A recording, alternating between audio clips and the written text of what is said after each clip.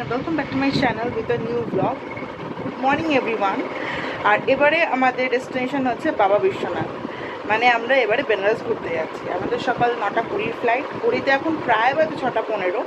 তো মা এখন পুজো দিচ্ছে, পুজো দেওয়ার পরেই আমরা বেরিয়ে যাব ক্যাব বুক করে। So let's see. আর বেনারসে কোথায় থাকছি, কী কী করছি না করছি, কোথায় ঘুরতে যাচ্ছি, সব কিছু তোমরা এই ব্লগের ডিটেলসে পেয়ে যাবে।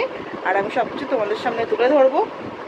যদিও খুব শোনা যাচ্ছে যে ক্লাইমেটিক কন্ডিশন খুব খারাপ থাকবে, খুব বৃষ্টিপাত হবে বা হবে। তো যাই হোক, অ্যাটলিস্ট পৌঁছে তো যাই, পুজোটা তো দিই। তারপর যদি বেশি কিছু প্রবলেম হয় তো আমরা হোটেলেই স্টে করে যাব, আমরা না ঘুরতে যাব না। বাট যখন ডেকেছে বাবা, যাই পুজোটা দিয়ে আসি। উঠে পড়েছি এখন আমরা মা ব্রিজে।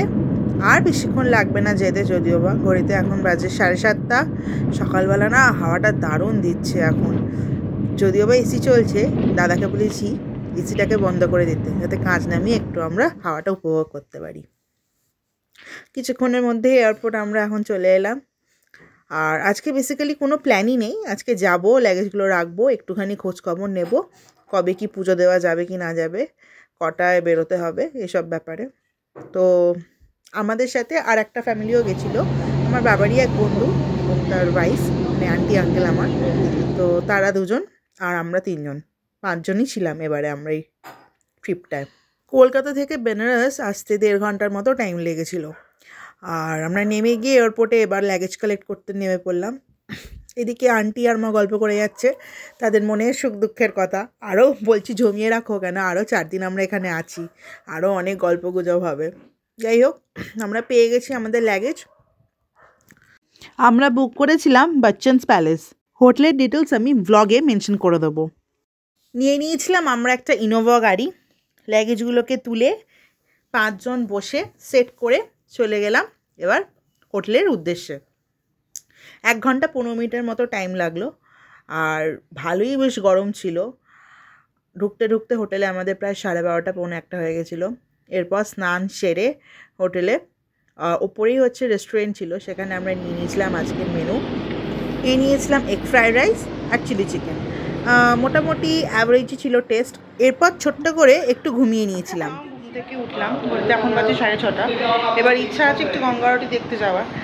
আর কালকে কটায় কি পুজো দিতে পারবো সেটার ব্যাপারেও একটু খোঁজ নেওয়া বান্ডারের থেকে।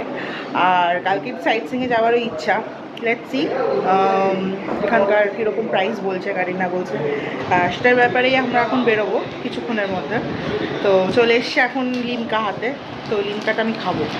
অনেকটা দেরি করে আজকে লাঞ্চ করেছি, শরীরটা ভালো লাগে। বেরিয়ে পড়েছি আমরা বাজারে। একদম হোটেল থেকে নেমেই হচ্ছে আমাদের এই বাজার। আর সামনে মণিকর্ণিকা গেট নাম্বার 1। আর বাঁ দিক দিয়ে যে গলিগুলো আছে সেই গলিগুলোর প্রত্যেকটা গলিতেই সব হচ্ছে ট্যুর ট্রাভেলসের গাড়ি। এর সামনে হচ্ছে রিক্সা স্ট্যান্ড। আর এদিকে এসছি আমরা একটু আরতি দেখতে। আরতি তো প্রায় শেষের দিকে, আর এখানে একটি ফোঁটা বসার জায়গা ছিল না, ভালোভাবে তো আরতি দেখতে পারিনি। তো এখনও 5 দিন আছি, আর একদিন আমরা ডিসাইড করে আসবো যাতে প্রথম থেকে আরতিটা আমরা দেখতে পারি।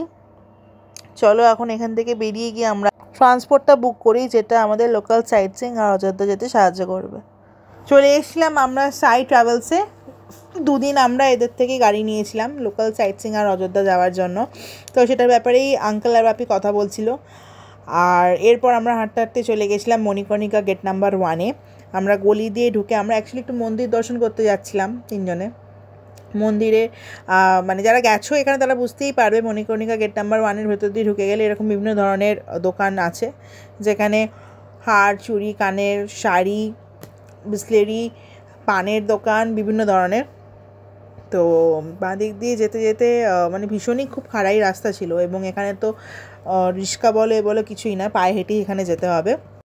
অ্যাকচুয়ালি আমরা একটু দর্শন করার জন্য যাচ্ছিলাম। এমনিতেও আমরা সকালবেলা তো পুজো দেবো, আর সবে তো আজকে নেমেছি।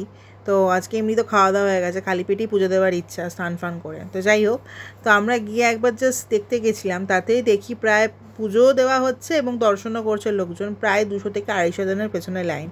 তো আমরা লাইনে দাঁড়াইনি, আমরা স্ক্রিনে, সিসিটিভি স্ক্রিন আছে ভেতরে, এবং ফোন তো নিয়ে যাওয়া অ্যালাউ নয়।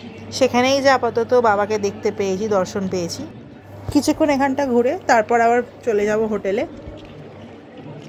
দশাশ্বমেধ ঘাট থেকে আমাদের হোটেলটা হচ্ছে 5 মিনিটস হেঁটে। আর মণিকর্ণিকা ঘাটটাও গেট নাম্বার 1টা খুবই কাছে, খুব একটা দূর নয়। খাবার তো কিনে নিয়ে যাব। তো এবার দেখা যাক, এখানকার যখন আমরা নাম্বার নিয়েছি সাই ট্রাভেলসে, তো দেখি কালকে আমরা লোকাল সাইট সিইং করতে পারি বা নয়তো পুজো দিতে পারি। তো সবাই মিলে এটা ডিসকাস করা হোক হোটেলে গিয়ে। আজকের ব্লগটা এখানে এন্ড করছি, কালকে আবার নতুন ব্লগ নিয়ে আসতে চলেছি। সো আজকের মতো টাটা সবাইকে, গুড নাইট।